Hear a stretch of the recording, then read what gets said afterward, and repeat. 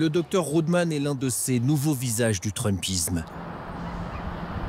Hey, vous avez fini? Ok, chef, on s'attaque à ce genou gauche? Il fait campagne jusque dans sa clinique, où il a troqué sa blouse médicale contre un polo Donald Trump.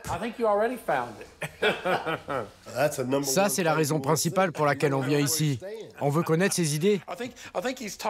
Je pense qu'il parle de ce nom sur la manche, et c'est quelque chose de plutôt normal par ici. C'est pour ça qu'on vit dans le nord-ouest de la Floride. Joel Rudman s'est lancé en politique pendant la pandémie de Covid-19 en raison de son opposition farouche à toute forme de restrictions sanitaires. J'ai été un bon soldat, je me suis fait vacciner, j'ai fait ce que mon président m'a demandé de faire, mais quand j'ai attrapé le Covid, malgré le vaccin, j'ai posté sur Facebook, eh bien, c'est quoi ce truc? J'ai eu la piqûre et ça n'a pas marché. Vous savez, si quelqu'un m'avait donné un vaccin contre la polio et que je me retrouvais paralysé quand même, je dirais, eh bien, ce vaccin contre la polio n'a pas fonctionné. C'est quoi ce truc? Je vais être indemnisé. Je veux une compensation parce que votre vaccin était inefficace. Alors, quand j'ai attrapé le Covid, alors que j'étais vacciné, j'ai commencé à prévenir les patients en leur disant, ces vaccins ne sont pas efficaces à 100%. Ils ne sont pas ce qu'ils prétendent être. Alors, ils ont voulu me retirer ma licence et c'est ça qui m'a amené à m'engager en politique.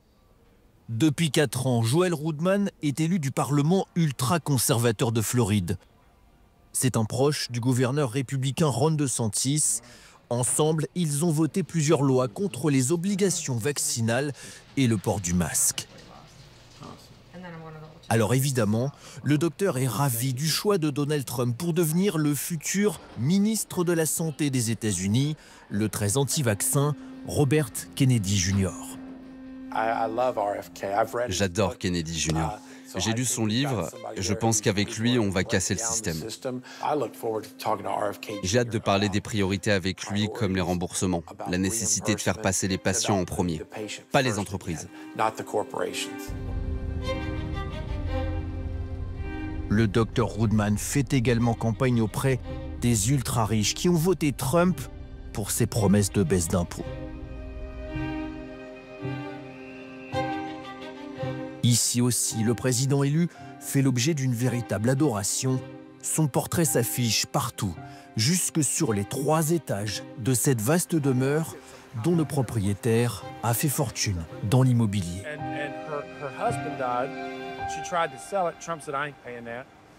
Je n'ai jamais gagné autant d'argent que pendant ces 4 années où Trump était président, parce que toutes les régulations ont été levées. Si j'avais besoin d'une infirmière, il y avait une dizaine de candidates pour un poste.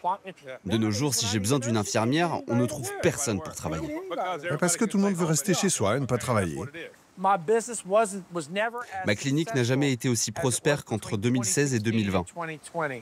Alors, si les gens votent toujours avec leur porte-monnaie, pourquoi virer un président qui a un taux de chômage à 2%? Pourquoi ne voudriez-vous pas de ce gars? Le vote Trump, un vote de riches, mais aussi et surtout un vote de classe populaire. Entre 2008 et 2024, les démocrates ont perdu 30% de l'électorat ouvrier au profit de Donald Trump. Ces cols bleus ont offert au milliardaire sa victoire dans les 7 États clés, en particulier dans ces États désindustrialisés du Midwest, comme le Michigan. Dans cet État, encore durement marqué par la crise économique de 2008, l'inflation a frappé de plein fouet la petite classe moyenne, dont fait partie Debbie, une vendeuse retraitée. Quand j'étais plus jeune, c'était surtout des ouvriers de l'industrie automobile qui vivaient ici. Ce quartier juste là, c'est là où j'ai grandi. C'était en grande partie une classe moyenne inférieure. Nos parents travaillaient dans les usines qui approvisionnaient les grandes marques automobiles. Depuis un moment, la vie est très difficile. Le prix des courses est affolant. Beaucoup de restaurants ont vraiment eu du mal à survivre parce que les gens ont peur de dépenser de l'argent, peur de sortir. Mais cette anxiété commence enfin à diminuer.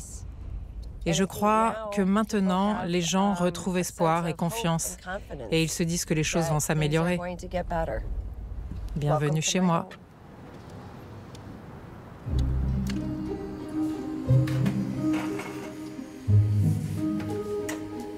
Avec sa petite retraite et sa santé fragile, Debbie vit avec son mari, Mark, et sa belle-mère malade. Donc ça, c'est mon coffre à souvenirs de voyage. Chez eux, ils conservent les souvenirs de la campagne Trump comme des reliques. Et puis, j'ai pris cette petite figurine mignonne avec du sang qui coule dessus. Mais le souvenir auquel Debbie tient le plus, c'est à n'en point douter sa Bible Donald Trump. Une Bible vendue 60 $ par le candidat républicain lui-même pour sa base évangélique. Ce qui avait du sens dans le fait de dépenser de l'argent pour acheter cette Bible en particulier, c'est ce nouvel espoir vers lequel Donald Trump va diriger notre pays. Et pour moi, rien ne symbolise mieux l'espoir que ma foi. Ces retraités du Michigan ont voté Trump en raison de leur foi chrétienne. Profondément conservatrice, Debbie nous invite dans son église avec son pasteur pour comprendre ce vote évangélique en faveur de Trump. Grand-mère de 5 petits-enfants, Debbie rejette viscéralement le virage progressiste introduit par les démocrates dans les programmes scolaires depuis 2020 sur les questions raciales, sexuelles et LGBT.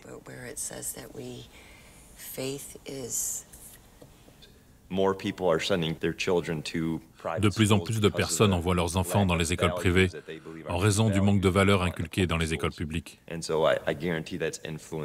je suis certain que cela influence beaucoup de parents. Ils voient ça et ils pensent que Trump soutient ces valeurs dans lesquelles ils élèvent leurs enfants. Je pense qu'il faut abolir le ministère de l'Éducation. Il est complètement hors de contrôle. C'est devenu une machine à argent. Il n'éduque plus les enfants. L'éducation, c'est la lecture, les maths, l'histoire. C'est pas l'histoire de genre, c'est pas les questions de sexualité. Toutes ces choses doivent être enseignées à la maison. C'est le droit des parents. Je crois que le président Trump va défendre le droit des parents.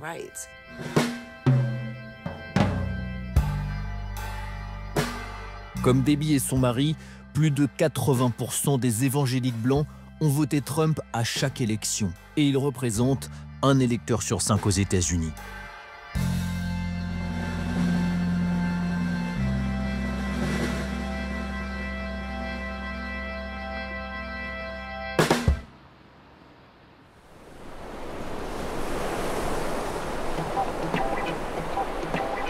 Les nouveaux partisans de Donald Trump sont aussi à chercher du côté des minorités.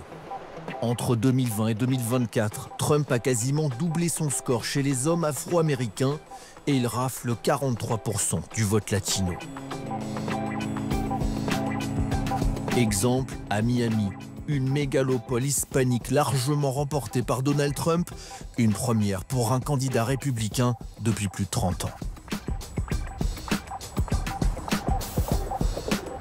Linda, immigrée colombienne naturalisée américaine, est l'une de ces anciennes démocrates latinas. Elle a voté pour Hillary Clinton en 2016. Aujourd'hui, cette influenceuse fait activement campagne pour Donald Trump. On fête le plus grand comeback politique de l'histoire des États-Unis parce que le président Trump a repris la Maison-Blanche. Il a remporté le vote populaire et il a aussi remporté chaque État clé. Et comme vous le savez, je vis dans la magnifique ville de Miami. Regardez-moi cette vue splendide. C'est la première fois en 30 ans qu'on gagne cette ville. Et maintenant, on attend le 20 janvier, le jour où je serai à l'inauguration de Donald Trump.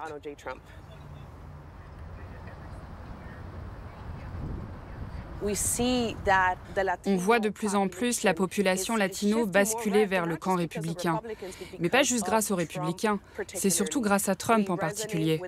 On se retrouve dans sa façon d'être, vous savez, son charisme, c'est ce qu'on appelle le machista, c'est-à-dire son côté très masculin.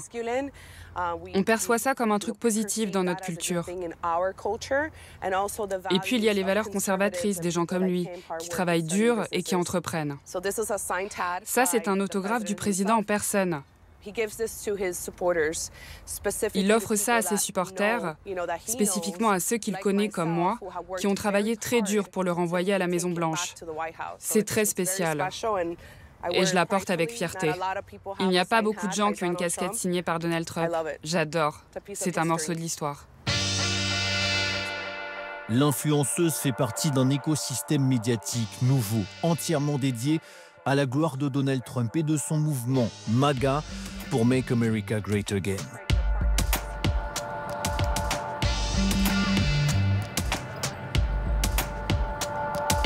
Ok les gars, c'est le 3e jour de l'Amfest. Nous sommes à Phoenix, en Arizona. Linda retrouve ici des centaines d'influenceurs trumpistes réunis pour l'une de ces grandes conférences où se forge cette culture MAGA.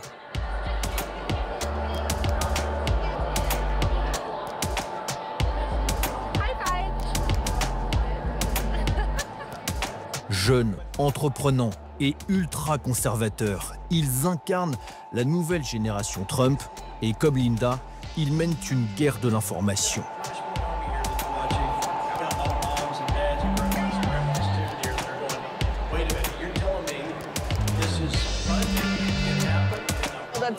La mort des médias traditionnels a vraiment commencé en 2016, quand Donald Trump a dénoncé les fake news et les a dénoncés pour leurs mensonges.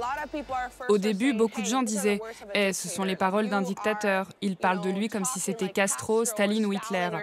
Et nous, on répondait « Non, non, non, c'est vous qui mentez ».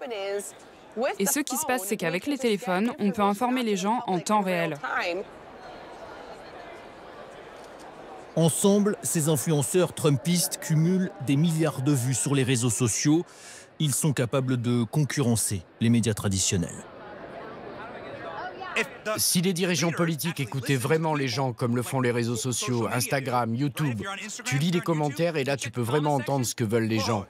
Les médias traditionnels refusent de faire ça, ils sont déconnectés. C'est pour cela qu'on représente une telle menace pour eux. On a déjà gagné, on a déjà gagné. Ces influenceurs sont presque tous proches du clan Trump. Il collabore directement avec ses conseillers, à commencer par son ancien stratège et grand ordonnateur du mouvement MAGA, Steve Bannon. All the ecosystem of the new right media, that used to be the far right, is dominated. We crushed podcasts, on streaming, all that crushed the mainstream media. The mainstream media in America is irrelevant. It's dead? You're dead, totally dead. It's collapsing. Awesome. Linda, elle, est proche du conseiller historique de Donald Trump. Je ne suis pas encore allée de ce côté. Un homme qui conseillait déjà Richard Nixon à l'époque du Watergate, Roger Stone. Une de mes icônes et mentors. Elle est super. Il m'a appris tout ce que je sais sur la politique, comment être impitoyable et dur et intimider les gens, enfin intimider les politiciens plutôt. Linda est l'un des facteurs clés de la victoire à Miami. Miami est un bastion démocrate, mais grâce à Linda et à ses collègues influenceurs, on a changé ça. Parce que les Latinos partagent nos valeurs. Les Latinos croient au dur labeur. Ils croient dans l'entreprise. Ils croient en Dieu. Ils sont contre l'avortement. Ils ne sont pas super enthousiastes à propos du mariage homosexuel. Donc on partage des valeurs avec les électeurs latinos. Son podcast a bien plus de crédibilité que CNN. C'est un invité de mon podcast. Merci beaucoup, on se voit bientôt.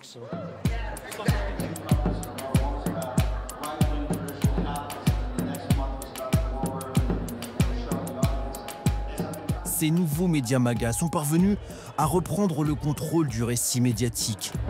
Comme par exemple sur l'assaut du Capitole de Washington, auquel Linda a participé. Est-ce que tu es le célèbre insurgé du 6 janvier ? Ouais. Ravie de te rencontrer, je m'appelle Linda, je suis une influenceuse conservatrice de Miami. Dans les allées, elle croise justement l'un des visages les plus connus du 6 janvier. Avec ses cornes de bison, ce chaman trumpiste est ici une vedette. Je peux prendre une photo avec toi ? Avec plaisir. Tag-moi sur les réseaux sociaux et je la partagerai. Vous pouvez prendre une photo de nous, s'il vous plaît ? Merci beaucoup.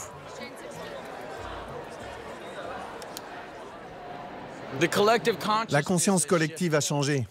Collectivement, le peuple américain a réalisé que les médias et le gouvernement sont des menteurs. Et à ce stade, on ne leur fait plus confiance. Donc c'est ça la victoire. Ces nouveaux médias MAGA ont fait gagner Donald Trump. Après sa victoire, leur travail ne s'arrête pas là, car ils entendent bien continuer à galvaniser cette nouvelle génération de la droite américaine.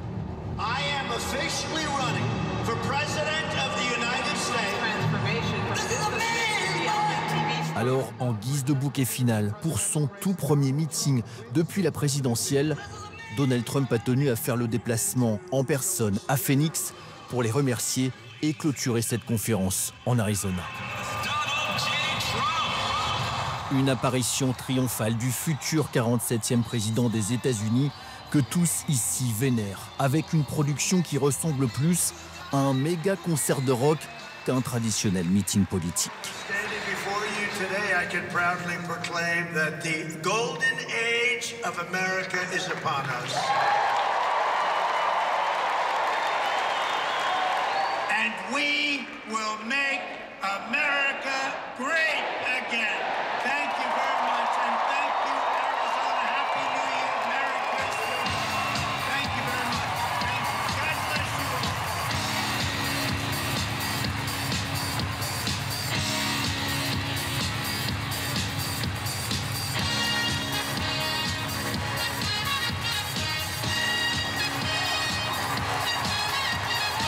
Cette puissance de frappe médiatique a galvanisé la base trumpiste et convaincu de nouveaux électeurs, jusque sur les campus universitaires habituellement acquis à la gauche américaine. Impact particulièrement visible chez les jeunes hommes qui ont voté Trump à plus de 56%, comme Ryan et ses amis. Hey, je peux te poser une question? Casquette Trump sur la tête, ces 3 étudiants de Miami ont même lancé un compte TikTok dans leur université pour soutenir le candidat républicain. Selon toi, honnêtement, est-ce que c'est plus cool d'être républicain ou démocrate? Moi, je suis démocrate. Mais si t'es un homme, je crois que c'est plus cool d'être républicain. Franchement, Trump, en 2020, était tellement impopulaire, les gens se sont déplacés en masse pour voter contre lui. Et maintenant? Et maintenant, il est président. Regarde sa détermination. Il se fait tirer dessus, il continue. Il perd, il continue. Il ne s'arrête jamais. C'est cette détermination que j'adore chez lui. Pour des jeunes comme nous, des gars de 18-19 ans qui vont à l'université, on aime ça. Voir quelqu'un continuer comme ça, sans s'arrêter. Puis en face, tu vois, Kamala, on savait à peine si elle était candidate. Je vais finir en disant ça. Les républicains font un excellent travail pour donner plus de pouvoir aux hommes blancs. Je ne pense pas que ce soit toujours une bonne chose, mais je dirais qu'ils font un bon travail pour donner du pouvoir aux jeunes hommes blancs.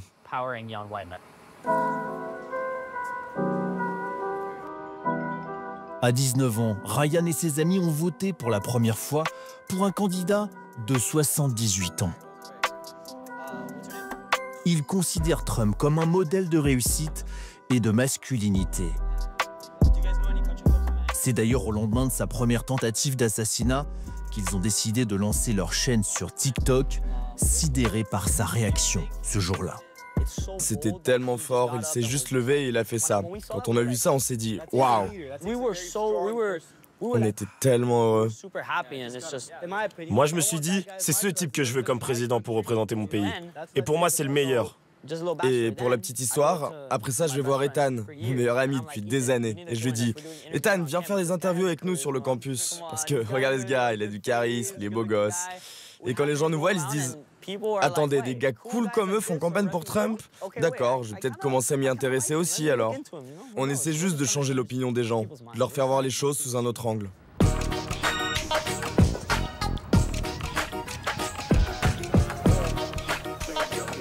Sitôt tournés, ces clips vidéo sont montés et diffusés sur les réseaux sociaux. Pour eux, aucun doute, c'est grâce à TikTok que Trump a gagné la bataille d'Internet et le vote des jeunes hommes comme eux qui ne se tournent plus vers les médias traditionnels pour s'informer.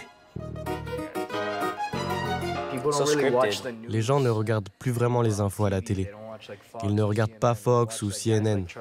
Ils regardent des influenceurs qui connaissent la politique, qui diffusent d'une manière plus attirante, plus drôle, plus captivante. Ils te parlent simplement.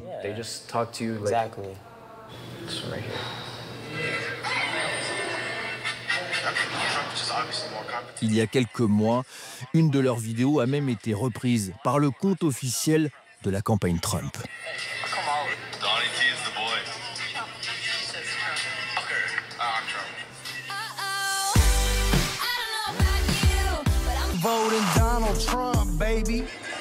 Avec TikTok, Ryan et ses amis sont fiers d'avoir contribué à la victoire de Trump. Objectif atteint, ils vont maintenant fermer leur compte.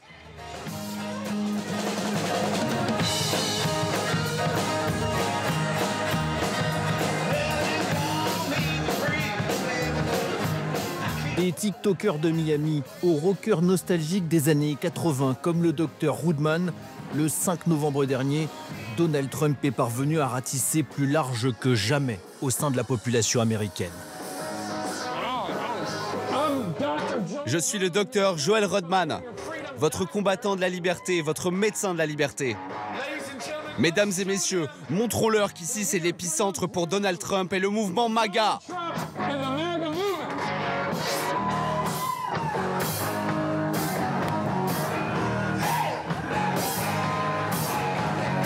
Cette Amérique MAGA qui sonne comme un cri de ralliement tribal dans la bouche du docteur Woodman le montre.